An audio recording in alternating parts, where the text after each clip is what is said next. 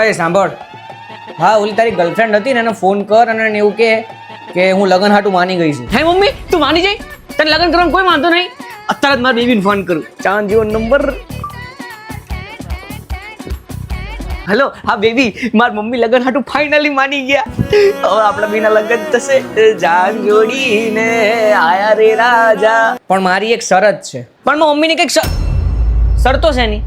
મને દહેજમાં છે ને 11 ગેસના બાટલા જોશે તો જ હું તારા લગ્ન એની જોડે કરાઈશ, નકર નહીં. દહેજમાં 11 ગેસના બાટલા? પણ મમ્મી તારે 11 ગેસના બાટલા કરવા જ શું? તારે કહેવાનું છે કે હું ના પાડું? હલો બેબી, લગ્ન કરવાનો તો વાંધો નહીં, પણ મમ્મી એવું કહે છે કે દહેજમાં 11 ગેસના બાટલા જોશે. અરે ના ના એવું નહીં, એ તો મમ્મીને મનાઈ લઈશ. ના ના ના, ગેસના બાટલા નહીં જોતા. એટલે સાંભળ તો ખરી. હલો હલો, થઈ ગયું બ્રેકઅપ. હવે મારી હાટું છોકરી તમે ગોતશો પપ્પા ગોતશે? બોલો. હવે મોઢું જોયું છે તારું? હું તારા પપ્પા કરે એમ? હવે ગોતવી ગોત નકર કઈ નહીં. ખાલી એક ધ્યાન રાખજે, 11 ગેસના બાટલા હોય ને તો જ ગોતજે, બાકી આપણે હમું કરવાનું થતું નહીં. બરોબર? જાઓ.